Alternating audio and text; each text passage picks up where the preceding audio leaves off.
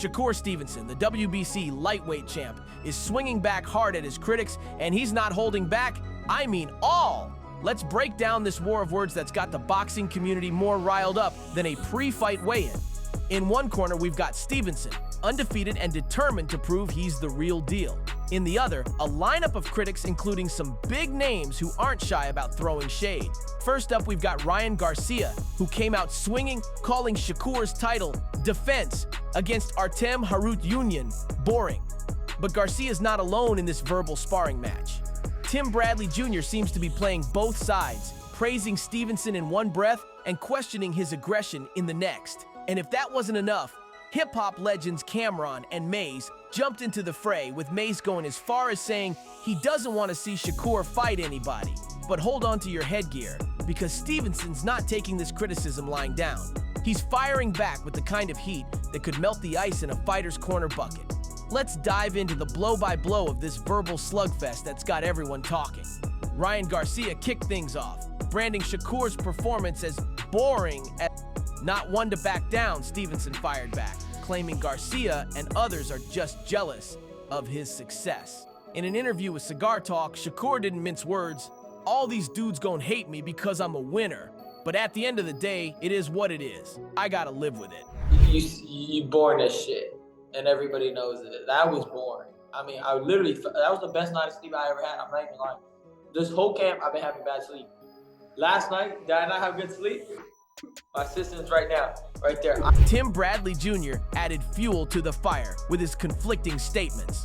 On one hand, he praised Stevenson, saying, when he fought against Jamel Herring or when he fought against Oscar Valdez, I mean, there were spectacular performances. But then he flip-flopped, suggesting that Gervonta Davis would smell the botch in Stevenson if he hesitated in the ring. In those moments where I felt like I could have held, I didn't hold. I fought back. No, I fought back. Again, I was just tied to my emotions that night. Well, I'm no judge, but it's funny. I scored the fight exactly how Harold Letterman did. Yeah. So I thought after that 6th round, though, I thought 7 through 11 was all you. Again, yeah. Again, a lot of fighters don't use their jab. This back and forth left Shakur bewildered, prompting him to tweet, "This guy is confusing me, seam on milk dude pick a side law." Ouch! That's the kind of verbal jab that'll make you wince harder than a body shot. But the real fireworks started when Cameron and Mace entered the ring of public opinion.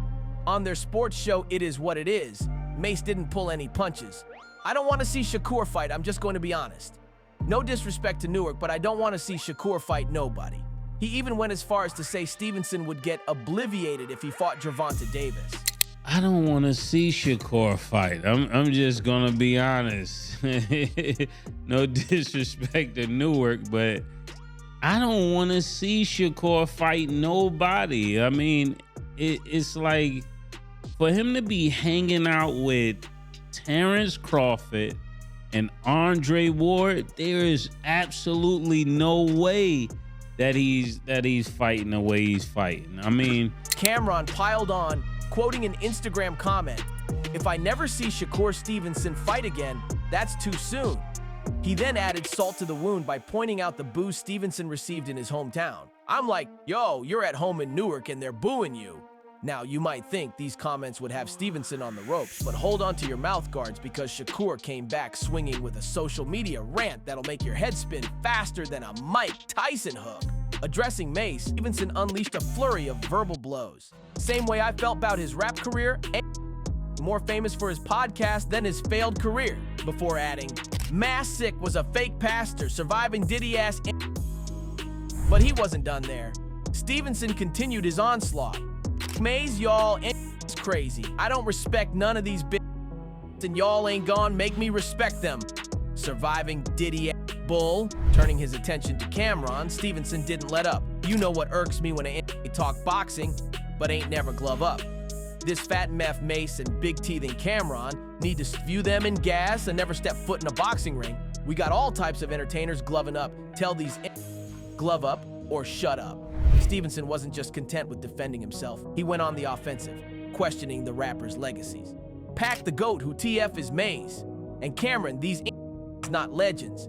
They just was the hanging around the legend. He even took aim at their podcast. Boring podcast they got. That ain't FW $1 million worth of game. Gilly the real voice of the streets. Now, let's break down why this verbal brawl is more than just trash talk. Stevenson's facing a dilemma that many technically gifted boxers have encountered. The struggle between winning and entertaining. His defensive skills are off the charts. But some fans and critics are hungry for more action, more knockouts. This criticism isn't new in boxing. We've seen similar debates surrounding fighters like Floyd Mayweather, who was often criticized for his defensive style despite his undefeated record. Stevenson seems to be following a similar path, prioritizing victory over crowd-pleasing brawls. But here's where it gets interesting. Stevenson's not just defending his style, he's going on the offensive against his critics. This could be a turning point in his career. Is he embracing the role of the villain, as Tim Bradley suggests, or is this a fighter who's fed up with criticism and ready to prove everyone wrong? Let's not forget, Stevenson is undefeated with a record of 22-0. He's a 3-division world champion at just 27 years old. That's the kind of resume that demands respect, regardless of fighting style. But in the world of boxing, respect isn't always enough. Fans want excitement, they want drama, they want knockouts. So, what's next for Shakur Stevenson? Will this verbal sparring match light a fire under him? Will we see a more aggressive Stevenson in his next fight? Or will he double down on his technical defensive style that's brought him this far? One thing's for sure, Stevenson's not backing down from anyone, in or out of the ring. He's made it clear that he's here to win, not to please critics. As he put it in one of his tweets in regards to the It Is What It Is podcast, how he doing podcast till this day and y'all think he had a successful rap career that is not Jay-Z, stop it. He was a momentary rapper, him and his mans. But let's not forget the other side of this debate. Critics like Mace and Cameron aren't just talking to hear their own voices. They're echoing sentiments that many boxing fans share. They want to see action. They want to see risks taken. They want to see fighters pushing their limits.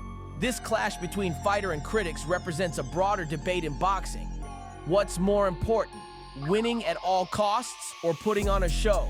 Is it enough to be undefeated, or do fighters owe it to fans to seek knockouts and take risks? These are questions that have been asked throughout boxing history, and Stevenson finds himself at the center of this debate right now. His response to criticism could define the next phase of his career. Will he use it as motivation to evolve his style, or will he dig in his heels and continue on his current path? One thing's for certain, the boxing world will be watching closely. Stevenson's next fight will be under more scrutiny than ever. Will he silence his critics with a knockout performance, or will he stick to his guns and continue to outbox his opponents? As we wait to see how this all plays out, one fan on X, formerly Twitter, offered some advice that Stevenson might want to consider. Shakur just needs to chill. Don't crash out because of these internet bullies. Sit back, see, and try to understand why everyone sees this as a flaw in his game and adjust. But stay sharp and smart, but adjust, because this is the entertainment biz. Whether Stevenson takes this advice or continues to fire back at his critics, one thing's for sure, the boxing world is in for an interesting ride. This verbal sparring match has set the stage for what could be a defining moment in Stevenson's career. So, what do you think, fight fans? Is Shakur Stevenson justified in his fiery response to critics? Or does he need to take a step back and reevaluate his approach? Drop your thoughts in the comments below. We want to hear your take on this heated debate that's got the boxing world buzzing. Remember to like, subscribe, and hit that notification bell so you don't miss out on any breaking news as we follow this developing story. This is the kind of drama that reminds us why we love boxing, where the fights outside the ring can be just as intense as the ones inside it. Until next time, keep your guard up and your eyes on the prize. Because in this sport, the next big controversy is always just one tweet away.